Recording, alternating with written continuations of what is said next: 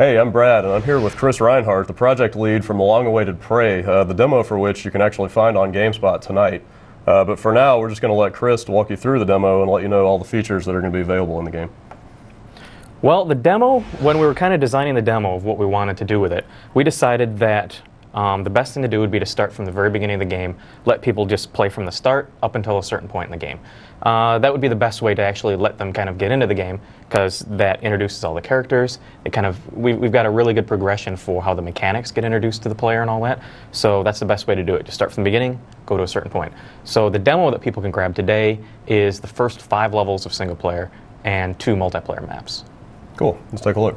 But what I'm going to be showing you today is actually a little ways into the demo. Figured we'd jump into something a little bit later and actually show after the main character Tommy has actually been abducted by these aliens. So this is when he's actually on the ship running around. So essentially at this point, it's kind of early in the game. Tommy just has his wrench with him right now. And essentially what we're kind of showing off is as the player kind of gets acclimatized to the level, kind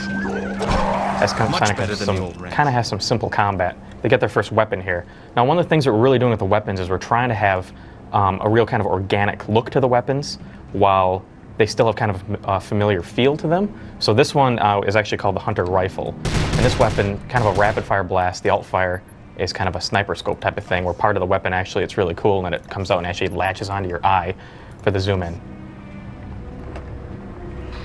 So as you can see on the video, these guys are basically just coming out of empty space. Can you tell us how these aliens are able to get around like this? Absolutely. Well, one of the big components of the game is portals, and that was one of the things that kind of in the original Prey years ago, that was one of the big things we wanted to carry across, was to keep the portals.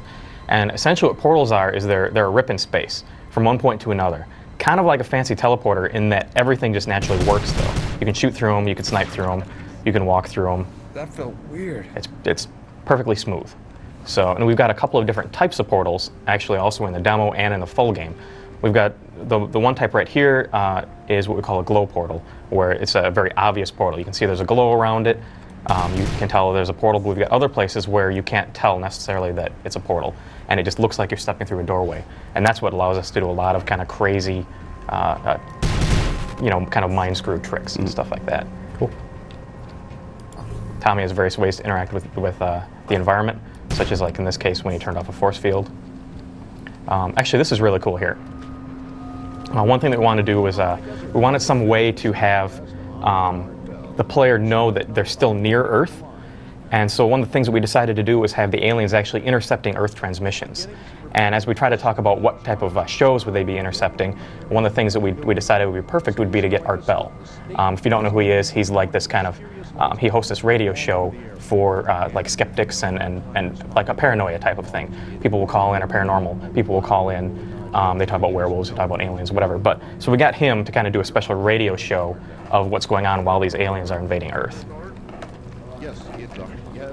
These things are pretty cool. And so this is kind of like our human head philosophy, really, really quick about puzzles. When we introduce a new puzzle, we put the player in a situation where they really can't do much else other than kind of interact with what they can interact with the puzzle.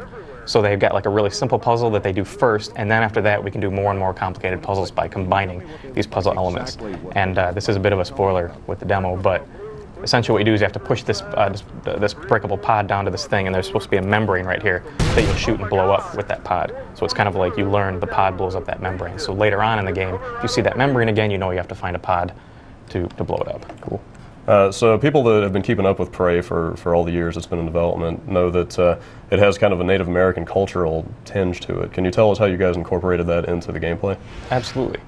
Well, one of the big things that we want to do is we want to be really kind of true to Tommy's native heritage, while at the same time kind of introducing it to him and to the player. So the way we did that is Tommy actually at the beginning of the game kind of rejects his heritage. He really doesn't care about his life. He really doesn't care about what's going on. He just kind of wants to get off of his reservation. Well, kind of throughout the course of the game, he rediscovers his heritage and discovers that because of his Native American heritage and because of these kind of powers he obtains, he's able to kind of overcome a lot of the obstacles in the game. And one of the powers that we have is this ability called Spirit Walk, which what it is it's the ability to kind of astral project. Tommy can drop his body, leave his body, and then proceed in kind of a spiritual form. So a good example here is right here. And at this point, actually, Tommy's grandfather kind of gives him a little key to know that he has to leave his body at this point. So what you can do is you can just hit a key and you can spirit walk.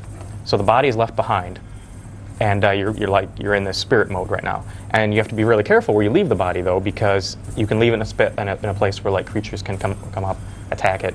And if your body's attacked, you'll get snapped back to it instantly, and you'll take extra damage. But while you're in this mode, you can go through obstacles that the player cannot normally go through, like this force field.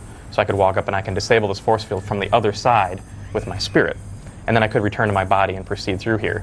Or the other thing is, you also have this bow, this Cherokee bow, which this is the only weapon you have when you're in your spirit form. And you do not have the weapon in your physical form.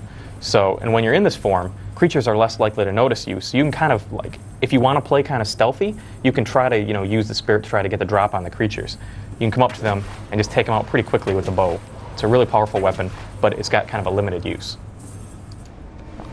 So while you're in the spirit walk mode, your body is unprotected. Will the enemies actually attack your physical form? Will that pull you out of the spirit walk? Yep, they will. Yeah, if you leave your body, they'll try to attack it. If they can't get to your body, after a little while, they'll kind of discover your spirit form and they'll attack your spirit form. And one of the things that we do is, because your spirit form doesn't have any health, you have your spirit power. So if you get damaged, you actually will lose spirit power. And when you run out of spirit power, you don't get snapped back to your body. What happens is you lose the ability to use your bow. So you're essentially, you cannot attack at that point. The reason we did that is because we didn't want to limit the players so they couldn't solve puzzles. So there are a lot of puzzles that we have that are around, leaving your body, spirit walking, doing something, and then returning. Okay. Actually, another spirit power that the player has is this bird right here, whom we call Talon. And that name is kind of a throwback to the original game where the main character is named Talon Brave.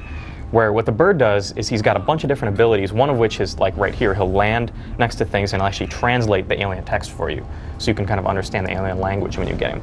The other thing that he'll do is he'll actually fly out and he'll attack enemies and kind of distract them, where he can fly out, he'll get kind of in their face, and the enemy will actually attack the bird instead of you, so that you can go out and actually take the enemy out.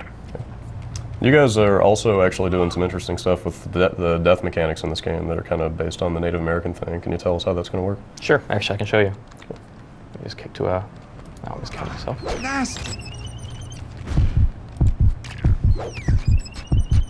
So what we're doing with death is, at a certain point in the game, you have this ability to what's called death walk, which is what we're showing here. And what this is when you death walk, you, instead of like game over, you're done, you actually go to kind of this little underworld realm and you have to fight to earn your way back. Now we tried to make we experimented a lot with it, but we tried to make the death walk experience really, really quick. The rule was we want to make it faster than like a quick load. So it's maybe 10-15 seconds, and essentially what you do is you fight these death wraiths, which are kind of like flying around your body here. And after you've killed enough of them, or actually after a certain amount of time, kind of the center of this opens up and starts pulling you back in.